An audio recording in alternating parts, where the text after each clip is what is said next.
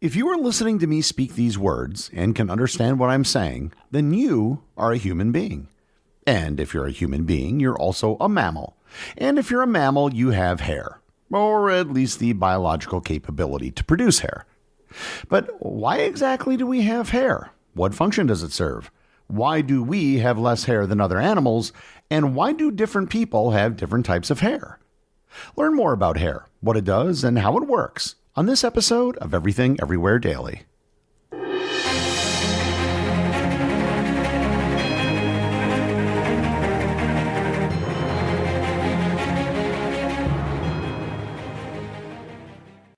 This episode is sponsored by Heaven Hill Bottled and Bond Bourbon.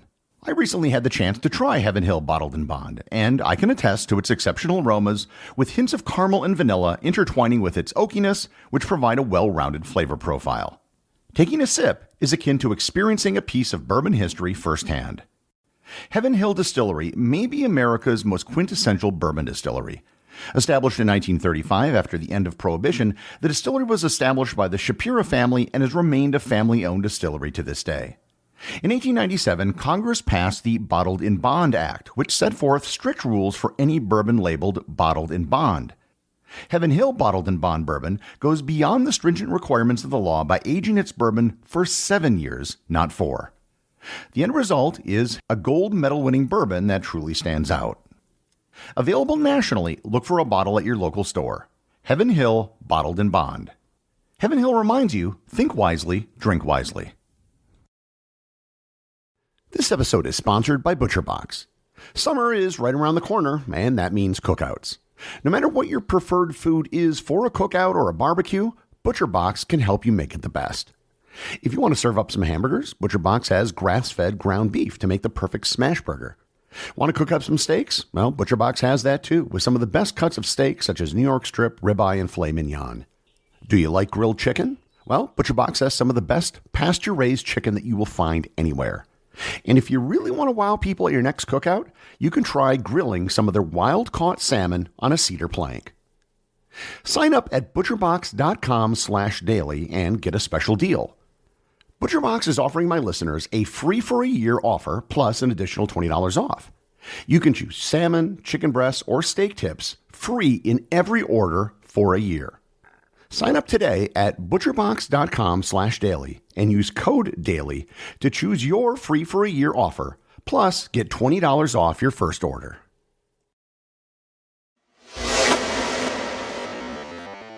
In this episode, I'm going to be talking about hair. However, I'm not just going to be talking about human hair. For all practical purposes, or at least for the purpose of this episode, hair, fur, and wool will all be the same thing.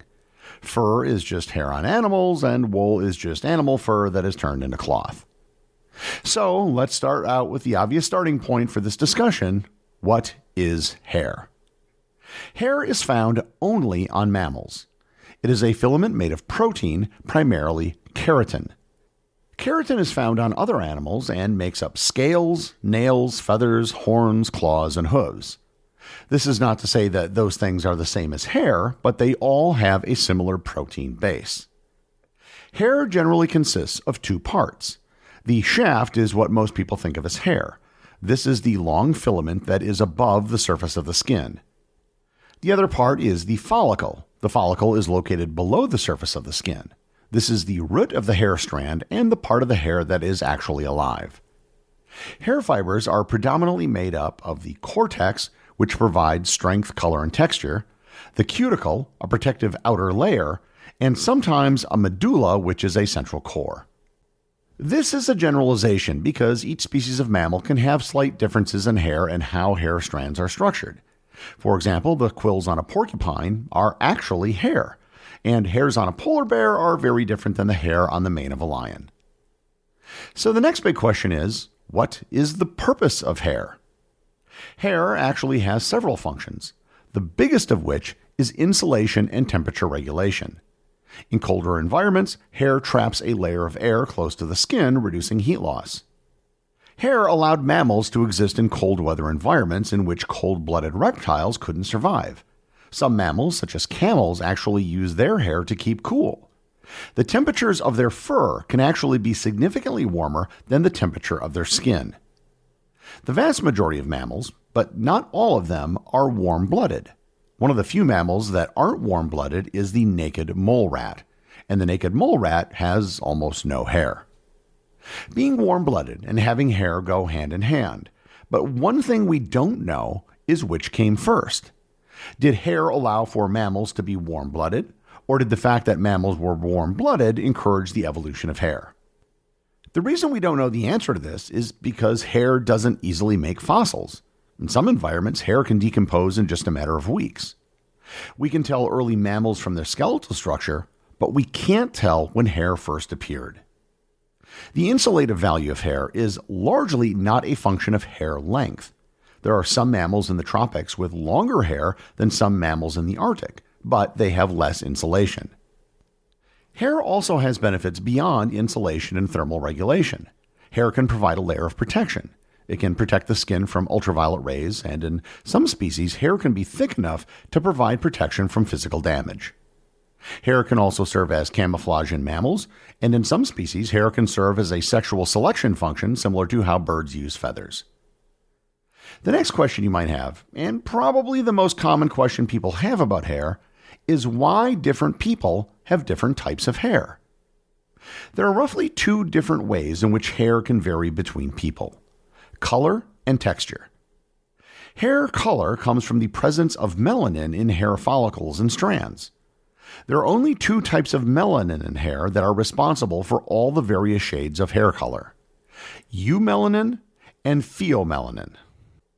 Eumelanin is by far the most common form of melanin, and it comes in two forms: black eumelanin and brown eumelanin. Black hair is far and away the most common hair color in the world. Approximately 85% of the world's population has black hair. Another 11% of the world's population has brown hair. Collectively, black and brown eumelanin is responsible for the hair coloring of about 96% of the world's population. Pheomelanin is much more rare. Pheomelanin is the melanin that is responsible for red hair. Only about 1% of the global population has red hair. However, there are many more people who actually carry the gene for red hair, and this includes people outside of Europe, including parts of North and West Africa. The genetic origins of red hair are believed to have come from Central Asia. The reason why so few people have red hair is because it's a recessive gene.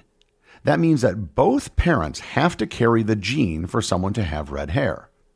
And even then, if both parents carry genes for both eumelanin and pheomelanin, there's only a 25% chance that a child will have red hair. Blonde hair, and I should note that I'm talking about natural blonde hair, is only found in about 2% of the world's population. Blonde hair has either pheomelanin or eumelanin, but it just doesn't have much of it. And blonde hair is basically defined by a relative lack of melanin. The rest of the population has some form of white or gray hair. White and gray hair is just hair with even less melanin than blonde hair or even a total lack of melanin. While some small numbers of people have naturally white or gray hair, most people develop gray hair with age. Of course, these color classifications are not discrete. There are many shades of hair that can exist between black, brown, red, blonde, and gray. The other thing that varies between people is hair texture. Hair texture is generally classified into 4 different types: straight, wavy, curly, and kinky. Again, as with hair color, there's no bright lines between types of textures. Hair texture is separate from hair color. Someone can have straight black hair or curly black hair. However, like hair color, hair texture is largely the result of genetics. The reason for hair texture has to do with the hair follicle. The shape of the hair follicle, whether it's round, oval, or twisted, and the angle at which the hair shaft grows out of the scalp influences whether or not hair is straight, wavy, curly, or kinky. Straight hair grows out of an almost perfectly round follicle, whereas curlier textures grow out of more oval or irregularly shaped follicles. These hair follicle differences result in changes to the hair strand. When the hair strand is created, it results in changes in the disulfide bonds between keratin strands. The more disulfide bonds and changes in the positioning of the bonds can result in tighter curls.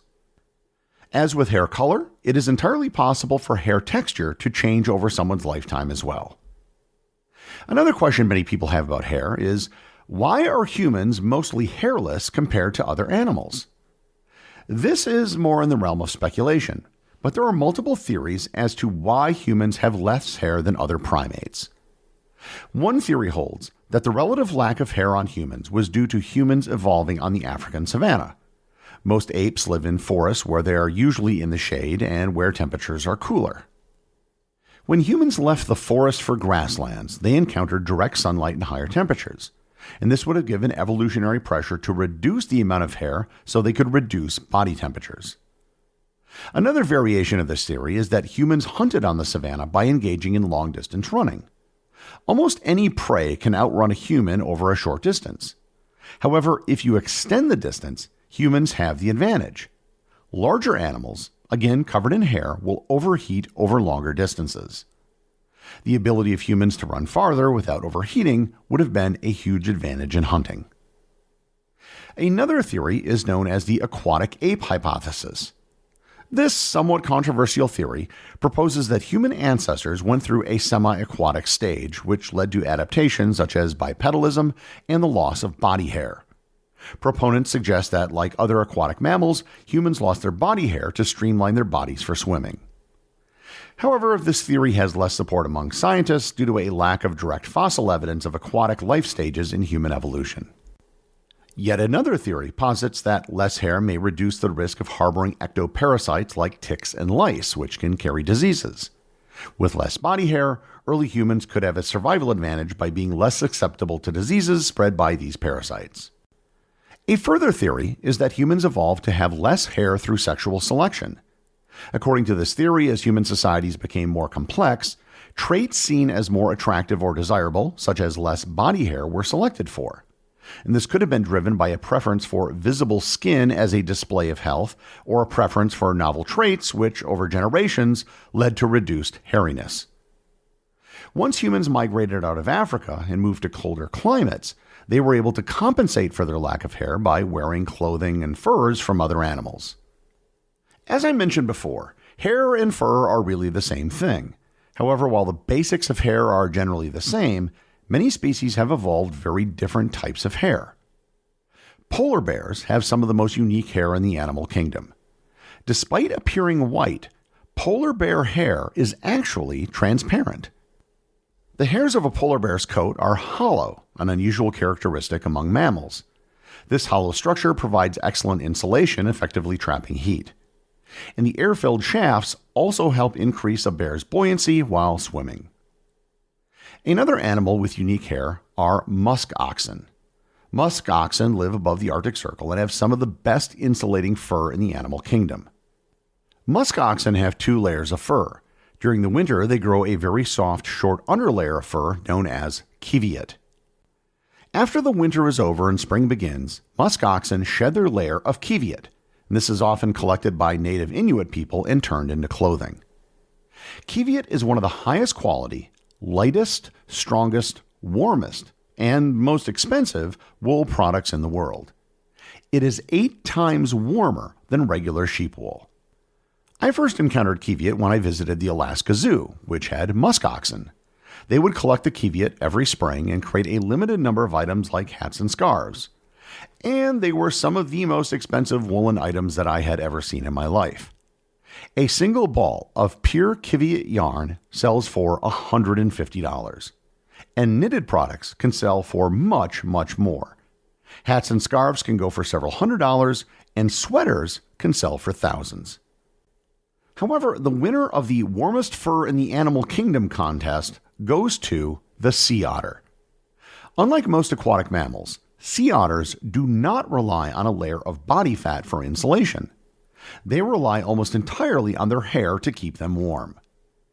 Sea otter fur is the most dense fur of any mammal in the world. They have 150,000 strands of hair per square centimeter, or 970,000 strands per square inch. The combination of longer guard hairs and short underfur hairs keeps water off of the sea otter skin, keeping it warm. The thickness of sea otter fur made it a target for fur traders and caused their population numbers to decline rapidly in the 19th century. All of us deal with hair almost every day, but most people don't think about how complicated or how important hair is. Hair is one of the things that makes mammals what they are and what helps give most of us a unique identity. The executive producer of Everything Everywhere Daily is Charles Daniel. The associate producers are Ben Long and Cameron Kieffer. Today's review comes from listener Professor Doom over on Apple Podcasts in the United States. They write, "Great pod. I'm not sure how one could pack that much info in such a short podcast, but it is always informative, interesting, and a hoot." Well, thanks, Professor Doom. Packing in that much information is easy. I just read out the script for a show and then put it into a data compressor. Remember that if you leave a review or send me a boostagram, you too can have it read on the show.